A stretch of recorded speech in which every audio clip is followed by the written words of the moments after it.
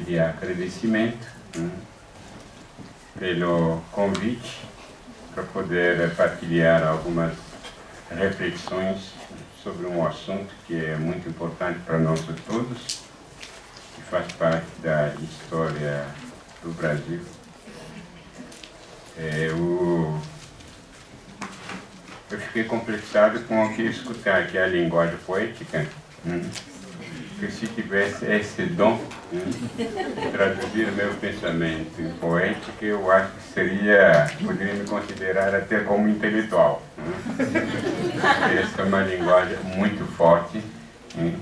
Podia ser no final, mas no início vem esses blá blá blá, pode até estragar tudo, eles fizeram aqui. Mas, já que estamos aqui, vamos tentar conversar. Então, eu agradeço o convite da professora Miriam, e estou muito contente de ver a Lia Schumann, que entrou agora como professora desta grande universidade. Um prazer de rever amigos, amigas, companheiros de luta, o professor Marcelo Strattenberg, que sempre fui companheiro de luta na defesa das políticas afirmativas. Ficamos no mesmo barco e foi, aliás, nesse contexto que a gente se conheceu e ficamos muito amigos. Contente de estar aqui sentado ao lado da professora Joana, que é não apenas uma amiga, mas companheira de luta. Estamos sempre há muito tempo na mesma trincheira. E ver que tem aqui uma pessoa que vai ser a nossa estrela de amanhã, que é a professora Yuka Boaventura, que vai fazer seu concurso para professor titular do Departamento de Antropologia desse centro. E ver um dos melhores arqueólogos do Brasil, que eu conheço há muito tempo, que é o professor Rossano Bassos, que é fez um trabalho de arqueólogo, um trabalho engajado.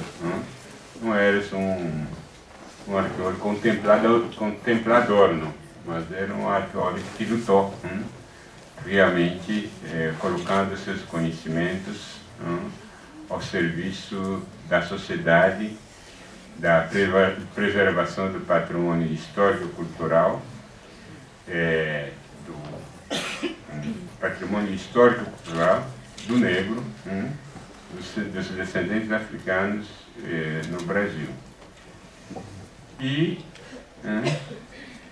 quero cumprimentar todas essas juventudes, que é o futuro do Brasil. Aliás, sem vocês, não sei se a gente estaria aqui.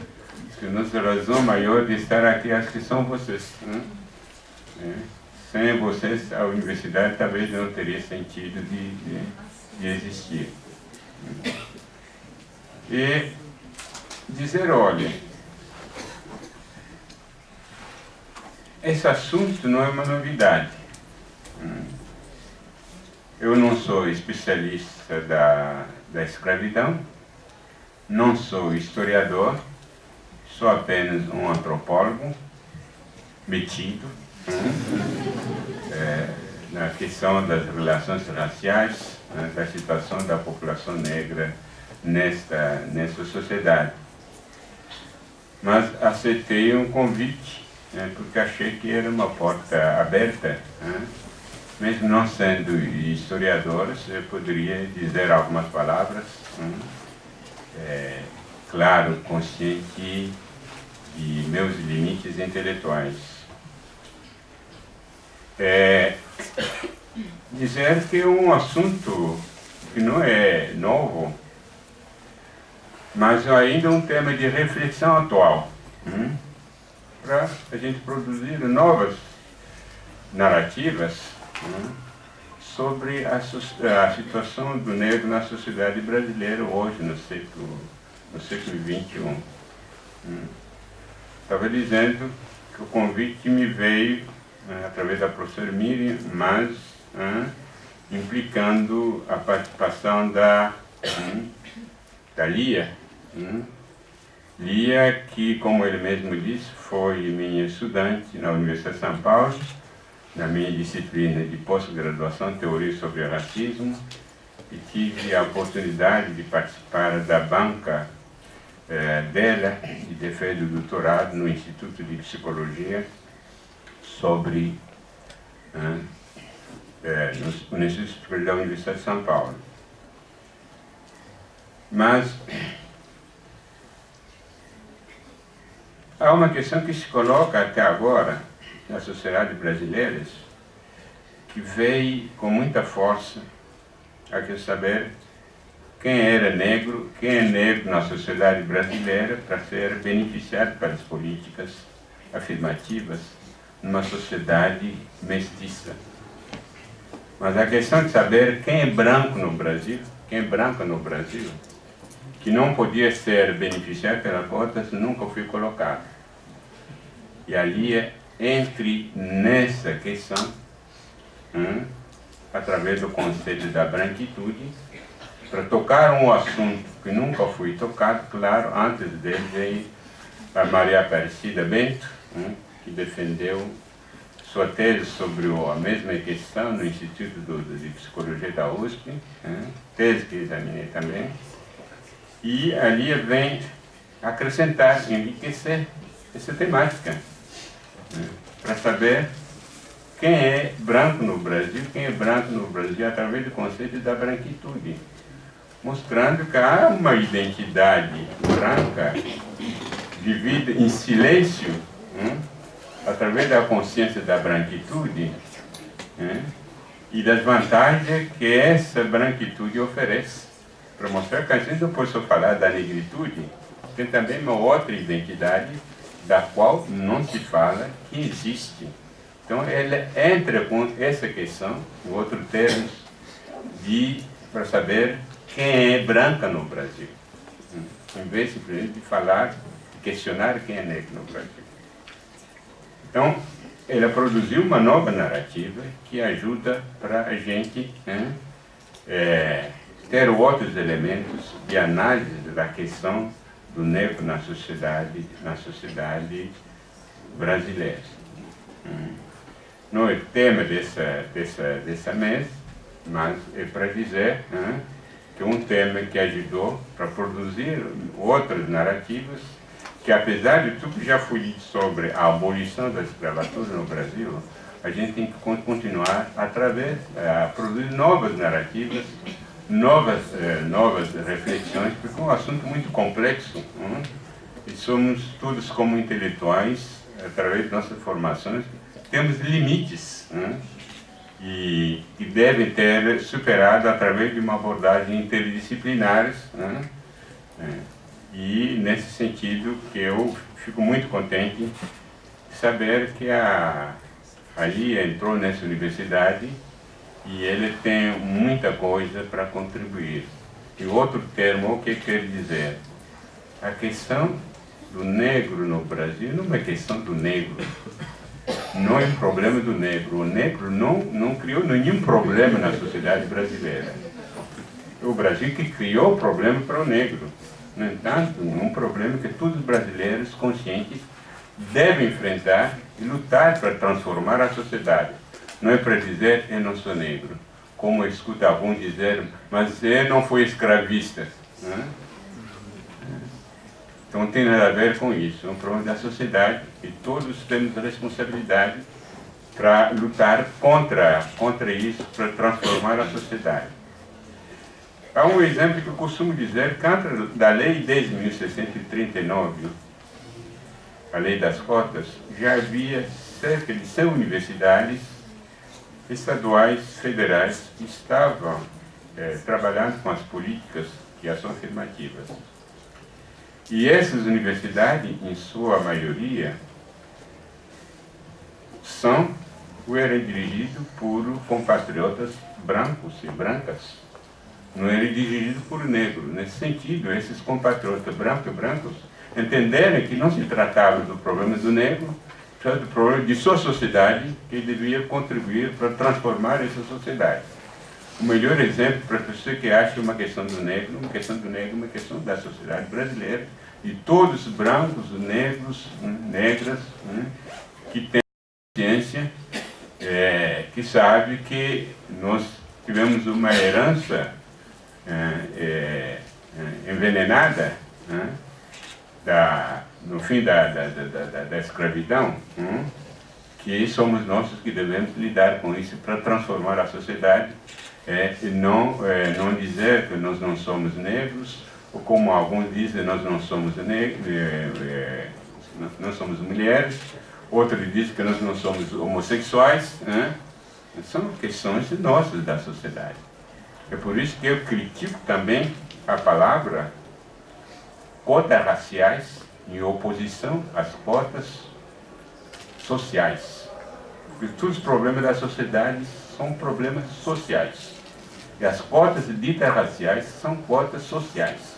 Então é uma falsa oposição que os colegas que estavam contra as cotas introduziram essa terminologia de cotas raciais para dizer que a cota vai introduzir a raça, teremos problemas que a sociedade brasileira não conhecia. Então caímos nisso, adotamos esse conceito, em vez de simplesmente falar de cota para a população negra, cota para negro, cota para indígena. Porque muitas vezes os conceitos são envenenados, carregam ideologia, muitas vezes a gente cai nos modismos, sem saber o que esse novo conceito está trazendo na nossa linguagem. Então nessa pesquisa eu vejo a importância de novas reflexões, novas narrativas sobre o significado da abolição no Brasil no século XXI. O Brasil, todo mundo sabe, aboliu a escravatura em 1888, 40 anos depois da França e 24 anos depois dos Estados Unidos. E depois de tantos anos de atraso, teria sido uma abolição um pouquinho amadurecida. Mas não foi.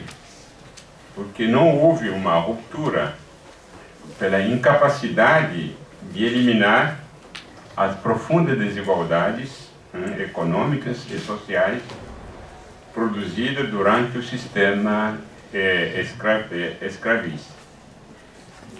Pelo contrário, produziu-se um racismo sui generis que manteve o status quo. Nessa manutenção, a relação entre mestre e escravizados de ontem se metamorfoseou na relação branco e negro de hoje. Ambas relações hierarquizadas, superiores e inferiores. Por isso eu penso que a Casa Grande e a Senzala, da qual se fala hoje, o negro continua na senzala, com brancos pobres. Mas ainda não está na Casa Grande com a minoria de branca, que domina e explora. Então, eu por isso que não, claro, admiro os argumentos do GC Souza, mas tem que entender que essa Casa Grande e Senzala não mudou a situação do negro. Ele continua na senzala, claro, entraram alguns brancos pobres, mas o negro não saiu da senzala para entrar na Casa Grande e entrar a minoria que explora os negros e os brancos. Quer dizer que os negros não estão na classe dominante, que seja de direita ou de esquerda. O negro não está no escalão do empresário brasileiro, que é um dos maiores políticos, poderes de dominação. Estamos apenas começando a entrar no espaço, né, simbólico, um espaço acadêmico de reflexão, né, para formar pensadores, intelectuais negros e cientistas negros. E esse é um processo que começou há apenas 20 anos. Porque antes da Conferência do Durban, em 2001, era difícil chegar numa universidade brasileira, encontrar cores de todos os brasileiros, encontrar branco, preto, pagos com sua categoria negros, encontrar indígenas. Era raro. Isso é uma coisa muito recente, né, de 20 anos atrás. Eu fui o primeiro professor negro da Universidade de São Paulo, onde entrei em 1980, vindo de um país que chama hoje República Democrática do Congo, não tem nada de democracia, mas não é esses nomes. Fugindo da ditadura para sobreviver. Eu fui o primeiro professor negro na maior universidade pública do país. Vocês perguntam como que pode um negro, fugindo para sobreviver, se torna o primeiro professor negro da maior universidade do país? Será que nessa terra não nasceu outro negro com inteligência para ser o primeiro na USP? Alguma coisa está errada. Talvez a partir dessa consciência que eu me engajei nesse processo, num trabalho intelectual, fazendo sempre o que chama de valsa, um pé na academia, o outro na militância intelectual negro, onde na academia aprendi os conceitos, as teorias, na militância negra aprendi o que era a vida do negro, aprendi também a corrigir os conceitos que a academia me ensinava. E isso faz parte da minha vida como intelectual, e por isso que estou aqui. Não para ensinar, porque tudo que eu disse, aprendi aqui. Aprendi com brasileiros, com colegas da academia, aprendi na militância intelectual negro. Sou apenas uma espécie de intérprete daquele que o Brasil me ensinou, com o olhar de fora de alguém que não nasceu aqui, mas de qualquer modo é visto como negro. Em qualquer lugar é discriminado, às vezes de uma maneira sutil, mas quem tem consciência sabe descobrir quanto é discriminado. Contando um pouquinho uma história interessante, em 1988, a Universidade de São Paulo organizou um congresso internacional sobre a abolição das escravaturas. Convidaram vários historiadores do mundo inteiro que trabalharam sobre a escravidão. Francês, americano, inglês, de tudo quanto é parte. Eu estava naquele seminário coordenando um módulo, um dos módulos, do qual participou 2 historiadores, antropólogos franceses, Claude Meillassoux, e um antropólogo marxista da França, que escreveu um livro muito interessante sobre a antropologia da escravidão. Havia um outro historiador francês, Serge Daguet, um historiador da Universidade de Roma, cujo nome não me lembro. O dia da abertura solene do congresso, eu estava entrando com esses 3 convidados no anfiteatro da USP, pessoas que conhecem a USP conhecem esse anfiteatro. E esses convidados brancos pararam, me olharam. Não é a abertura solene do Congresso sobre a abolição? Eu disse sim. Mas não tem nenhum negro na mesa de abertura? aquele dia que eu me surpreendi como eu mesmo também naturalizei a ausência do negro. Eu não estava vendo, não teria visto, mas esses estrangeiros perceberam que naquele momento simbólico devia ter alguns negros na mesa solene de abertura. Eu comecei a fazer uma leitura. O que aconteceu? É simplesmente uma questão de naturalizar a ausência do negro, ninguém percebe o que está por trás. Chegar à conclusão de que era uma festa, uma reflexão de intelectuais brancos, com as melhores intenções, para refletir sobre a escravidão e o que foi a abolição. Mas esqueceram que os negros participaram dessa luta da abolição das escravaturas. Escreveram as rebeliões de Senzala, a Guerra dos Palmares, rebelião dos Malé. Esqueceram. Aquilo lá era uma festa de intelectuais brancos refletindo o que seus antepassados fizeram, mas esqueceram que dessa luta participarão negros, que nesse momento solene os negros deveriam ser simbolicamente representados nessa mesa. Foi uma das reflexões que eu me fiz a partir daquele momento. O mesmo ano eu fui para o Canadá, em Quebec, na Universidade de Laval, que é uma das maiores universidades do Canadá, convidado a participar sobre um encontro sobre as minorias étnicas. Como eu tinha contato, e eles me pediram para convidar colegas brasileiros que trabalhavam no tema.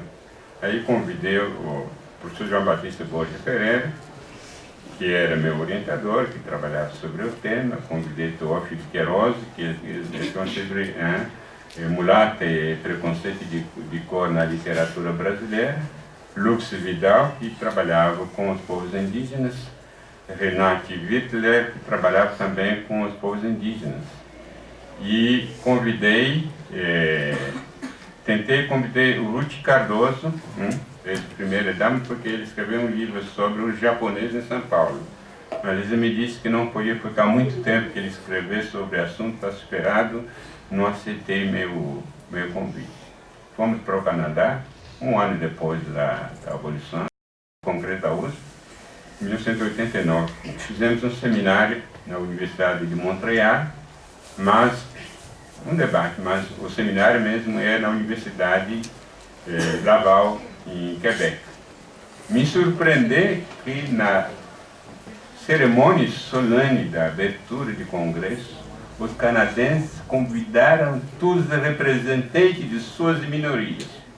Os Inuit índios estavam lá, imigrantes estrangeiros, africanos, de outro país, estavam todas as minorias convidadas nessa cerimônia oficial de abertura. Eu entendi a diferença entre as duas visões do mundo. O mundo onde o negro não existe, os indígenas não existem, se fala de índio sem índio, objeto de pesquisa, se fala de negro sem negro, objeto de pesquisas. Entendi como nosso racismo se manifesta e a diferença com outros países também que convivem com o problema de discriminação racial. É com esse que eu vou tentar dizer algumas palavras sobre o tema da fala. Eu, quando aceitei o convite, não sabia que ia falar sozinho. Pensei que ia participar com outros colegas. Estou tendo aqui colocado numa posição, porque o meu texto não é texto de uma grande conferência. É algumas palavras de uma conversa, mas eu quero dizer que a data de 3 de maio é, sem dúvida, uma data histórica importante, porque milhares de pessoas morreram para conseguir essa abolição jurídica. E claro que não se concretizou em abolição material. Senão a gente não estaria sentado nessa sala falando ainda das desigualdades raciais. Então, o que faz da data de 3 de maio uma data ambígua, totalmente ambígua. É por isso que hoje o movimento negro investe na data de 20 de novembro, que simbolicamente tem a ver com o processo de mudança, a partir da data da morte do Luiz Palmares, como símbolo da luta. E quando você olha a literatura, são minhas impressões, que na versão oficial da abolição, coloca-se o acento sobre o abolicionismo, mas se apaga ao mesmo tempo o que veio antes e depois. Se apaga nesse discurso. Então, nesse sentido, a abolição está escrita, mas para as pessoas conscientes da população negra é esvaziada de sentido. Porque a Lei Áurea de 3 de maio de 1988 é sempre nesse discurso apresentada como grandeza da nação. Mas a realidade social dos negros, depois dessa lei, fica completamente desconhecida nesse discurso, nesses textos da historiografia oficial. Então, nesse sentido, o discurso abolicionista tem, para mim, um conteúdo paternalista. Porque a questão do negro, tal como colocado nesse discurso, se apoia sobre uma constatação. O tráfico e a escravidão, para mim, nesse discurso, ocupa uma posição marginal na história nacional. No entanto, a história e a cultura dos escravizados são constitutivas da história coletiva, como são o próprio tráfico e a escravidão. Ora, a história nacional oficial não integra, ou pouco integra, os relatos de sofrimento, de resistência, de silêncio e de participação. Os negros são vistos como uma força animal de trabalho, parece que não participaram, não fizeram nada. Quando se fala de povos que contribuíram para o Brasil, se fala de imigrante italiano, alemão ou outros, os negros não participaram nada. No entanto, produziram riqueza, com suor e sangue. Construíram a base da economia colonial brasileira, mas parece que não produziram nada. É uma força de trabalho, escravizados, com todos os qualificativos que nós conhecemos. Então, a história nacional não integra, como diz, um pouco integra os relatos de sofrimento, de resistência, de silêncio e de participação.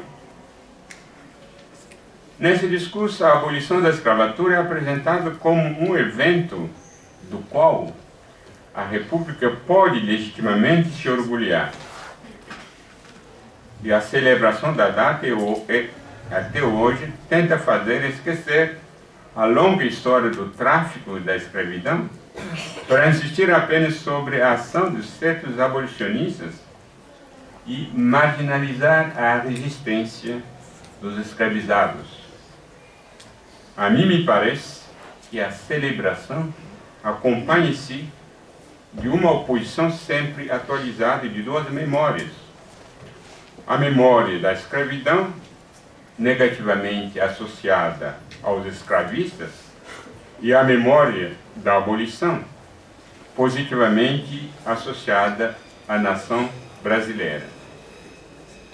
No entanto, as duas memórias deveriam dialogar para se projetar no presente e no futuro do negro, ou se constituindo numa única memória partilhada. a memória da escravidão no Brasil é ora esquecida, ora negada, ora descrita negativamente como uma simples mercadoria ou uma força animal de trabalho sem habilidade cognitiva. Os negros não trouxeram nada cognitivamente. Nada. Era uma força de trabalho. A construção da memória da escravidão começa por justificativas ideológicas. Essas apresentam a escravidão como um gesto civilizador para integrar o africano na civilização humana. E para justificar essa missão, era preciso atribuir ao africano abstrato as qualidades tais como a preguiça, libidinagem, vagabundagem, deslealdades, entre outros, que apenas o chicote da escravidão podia corrigir. Não é por acaso que o Vaticano legitimou a escravidão, que era o único caminho para integrar os selvagens na melhor religião do mundo, que era o cristianismo. Um dos papas, acho que foi Papa, aquele que beijava solo o território de qualquer lugar, que foi para a África, beijou o território africano, pediu desculpa aos africanos pelo fato do Vaticano ter abençoado a escravidão.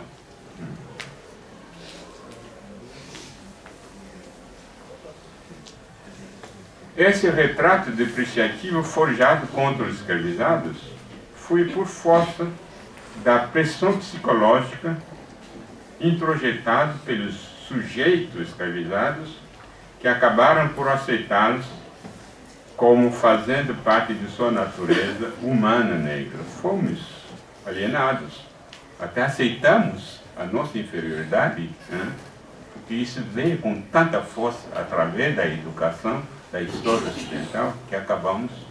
Não é por acaso que os africanos inventaram a negritude na França, em 1930, porque se deram conta que se alienaram, já que o caminho era assimilar a história ocidental, a cultura ocidental, porque a África nada tinha a ver a oferecer. Isso que deram conta, quando estava estudado nas universidades francesas, que o caminho era assumir-se como negro, assumir a sua história, assumir a sua identidade.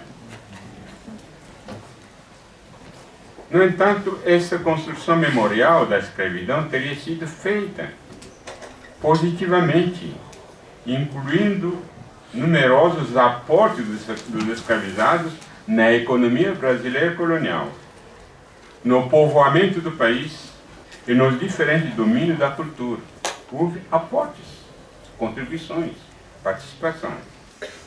Então, a ação dos abolicionistas, cujos discursos condenaram a escravidão como uma instituição desumanizante dos negros e contraditória aos valores da própria civilização, não deveria ser minimizada.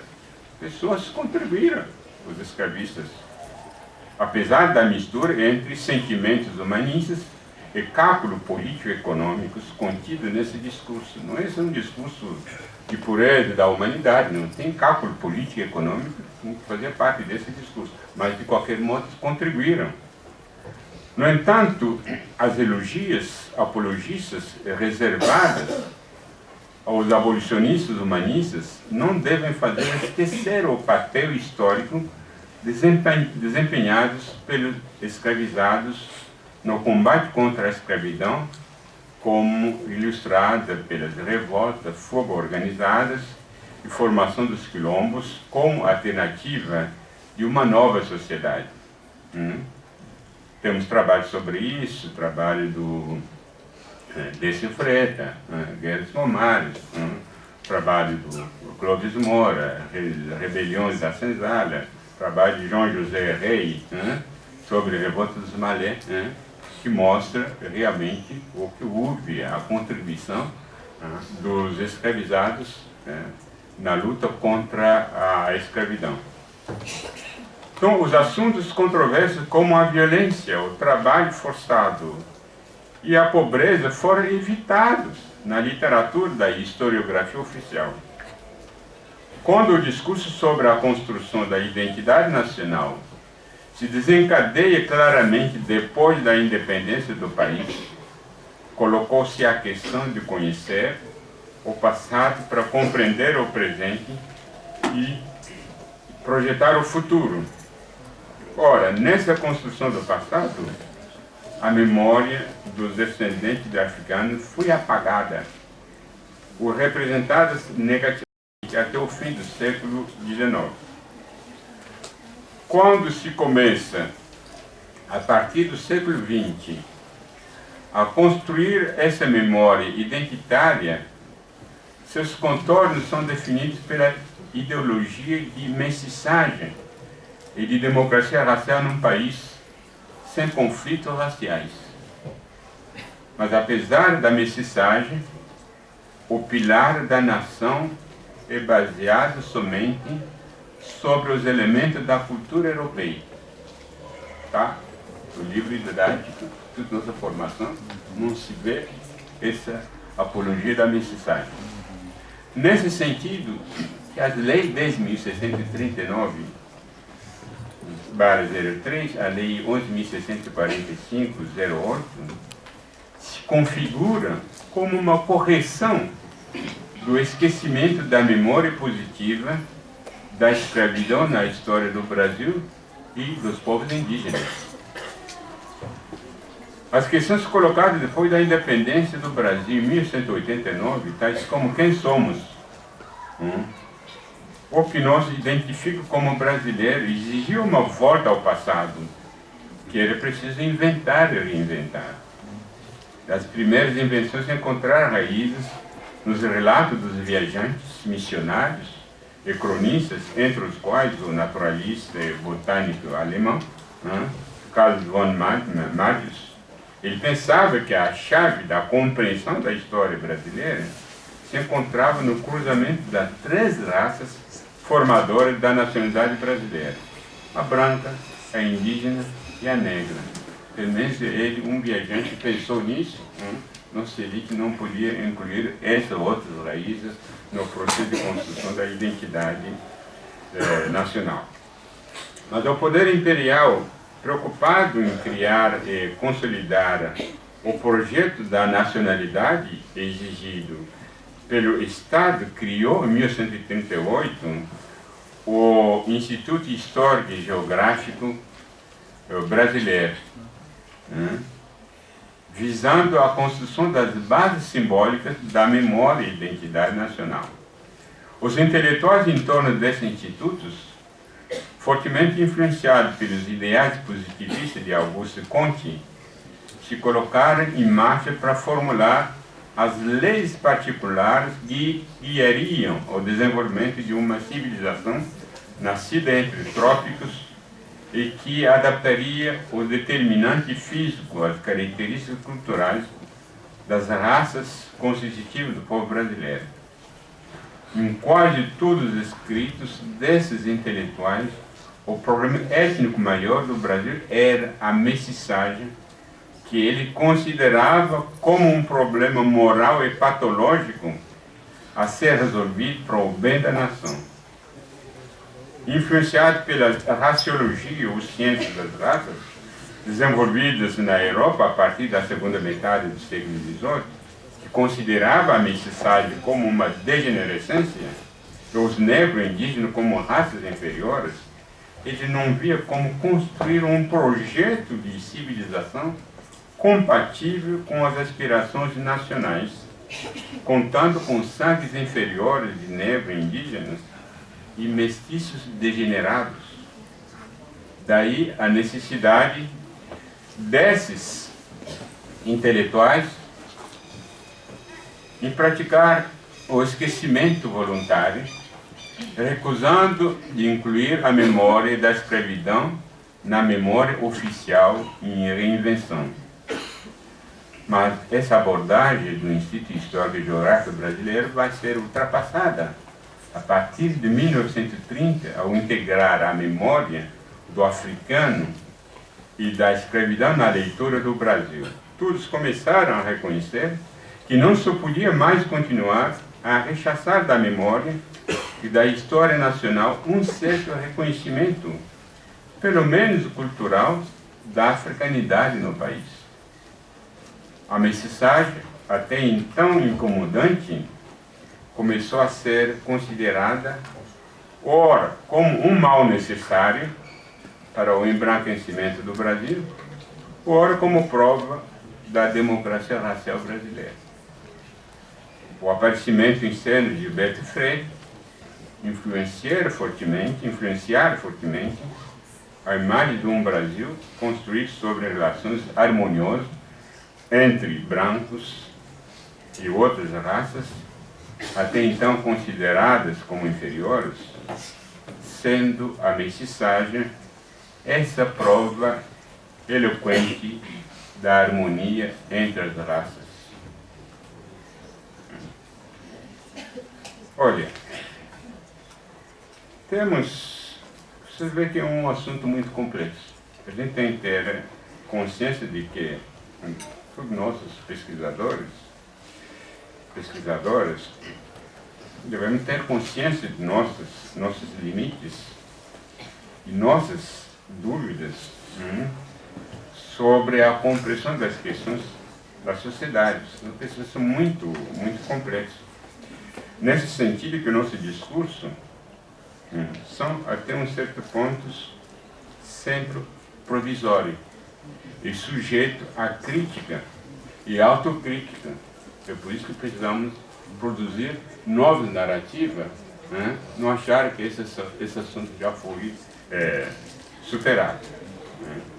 Críticas e autocríticas que sempre exigem uma aproximação interdisciplinar com as áreas afins.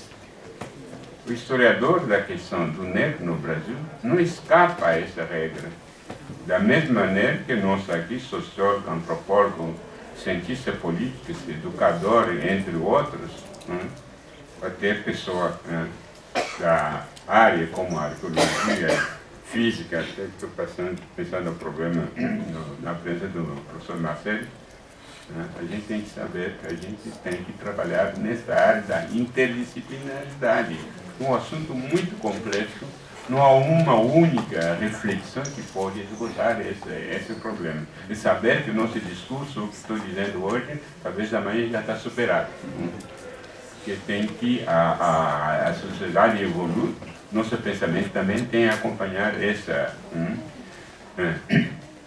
evolução. Mas, no entanto, não devemos fazer a confusão entre a história do problema e o problema da história.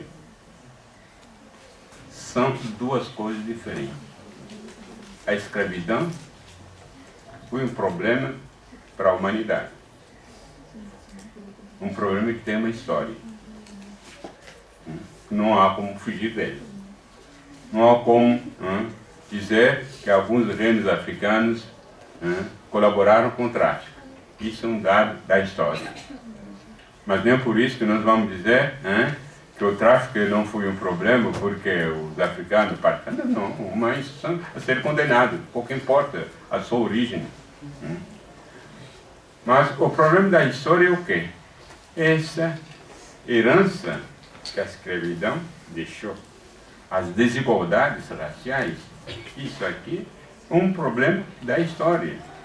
Não são os que já morreram, que praticaram o tráfico, que devem resolver esse problema da história. Somos nós, nossa geração, que devemos resolver esse problema da história. Não confundir a história do problema com o problema da história. Esse problema da história é essa geração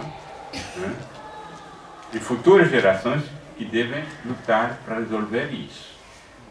Não adianta, como eu escuto algum dizer, me lembro, na audiência pública, Marcelo estava lá comigo. O demócrata Torres, que era senador, fez um discurso na audiência pública dizendo que o Brasil não tem nada a ver com essa coisa de escravidão. eram os próprios africanos que estavam vendendo suas filhas, seu filho aí fora, começando com o mundo árabe, né? Essa coisa de políticas afirmativas não tem nada a ver com isso, né? Porque nós não somos responsáveis. Que as mulheres negras que foram violentadas foram porque houve consentimento dessas mulheres.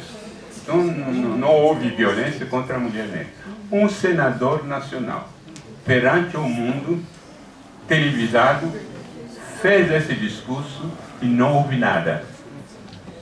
Se fosse um senador americano, não faria esse discurso perante o mundo. Você se lembra de um grande cientista americano, James Watts, que era um cientista que isolou a Fórmula 1. Mais de 10 anos atrás, quando ele declarou que os negros eram menos inteligentes que os chamados amarelos com os brancos nos Estados Unidos, o mundo intelectual foi contra. Ele tinha uma conferência na Inglaterra, em Cambridge, cancelaram a conferência. Tinha uma conferência na Holanda, cancelaram a conferência. Tinha um contrato com uma grande fábrica de remédio, cancelaram o contrato. Se isso tivesse acontecido no Brasil, nada ia acontecer.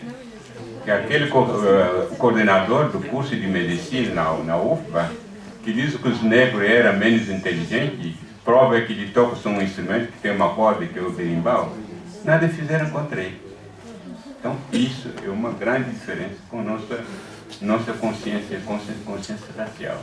Então nós devemos fazer a confusão entre a história do problema e o problema da história. O problema da história é conosco, né? Não é com os que já morreram e fizeram o trágico. Então, vocês vejam que esse longo exercício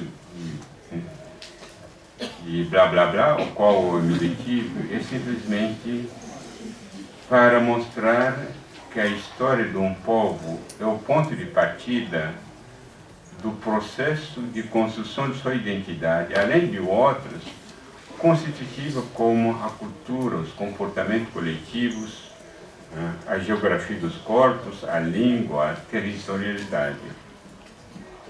Não é por acaso que todas as ideologias de dominação tentaram falsificar e destruir as histórias dos povos que dominaram. Então, a história do negro foi falsificada,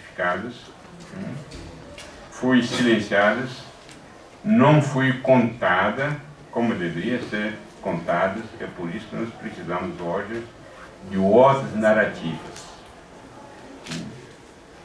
Narrativas de intelectuais, pesquisadores, negros, brancos, mas narrativa também que vem da própria vítima, do descendente da escravidão, fazendo o que nossa Conceição Evarista chama de escrevivência. Produzir outra narrativa a partir de nossa experiência de vítimas, de homens e mulheres numa sociedade racista, de mulheres numa sociedade machista. O outro também, memória hoje, de outras vítimas da sociedade, como os homossexuais. Nesse sentido, estou repetindo que nós devemos produzir outras narrativas sobre a escravidão, para melhor equacionar sua história, sua contribuição com as situações que ocupam os negros hoje na sociedade brasileira. É por isso, já estou concluindo, que a proposta de transformar 20 de novembro em data da consciência negra partiu seriamente da iniciativa de um intelectual negro, de um poeta negro, temos aqui poesia, de Oliveira Silveira, que era um grande poeta do Grupo Palmares, do Rio Grande do Sul. virou uma iniciativa do movimento negro como um todo, a partir do início da década de 70, e através do trabalho das entidades negras, essa proposta ganhou força em todo o país, e gradativamente Zumbi dos Palmares foi reconhecido como herói negro dos brasileiros, a partir do governo Fernando Henrique Cardoso. Hoje, o dia 20 de novembro, é comemorado universalmente em todo o Brasil, sendo considerado como feriado oficial em vários estados e dezenas de municípios. Em vez de comemorar 3 de maio, que é importante também, como tentei mostrar, é uma data oficial importante, mas nessa data que a princesa Isabel, que a princesa assinou a Lei Áurea, que abolia a escravatura, se na véspera tivesse a política de inclusão, a situação do negro seria diferente hoje. Então, o movimento negro prefere simbolicamente se concentrar na data de 20 de novembro, que tem a ver com a luta e a verdadeira abolição da escravatura, porque se fala de uma segunda abolição, porque essa foi formal, mas não foi uma abolição material, foi uma abolição inconclusa. Então, por isso, novembro se transformou nacionalmente em mês da consciência negra. E ninguém se alude ao acreditar que todo o problema da população negra se resolve em 20 de novembro.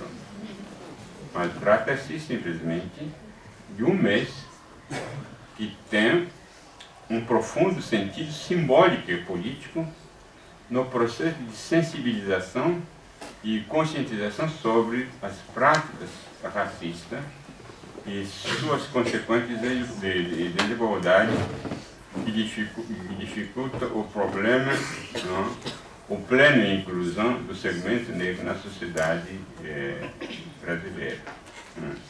É por isso, estava dizendo, não é uma novidade.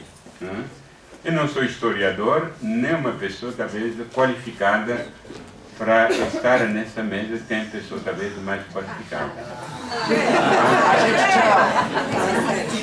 Mas é uma porta aberta, quem tem uma certa consciência pode se colocar consciente de nossas limitações. Então, obrigado.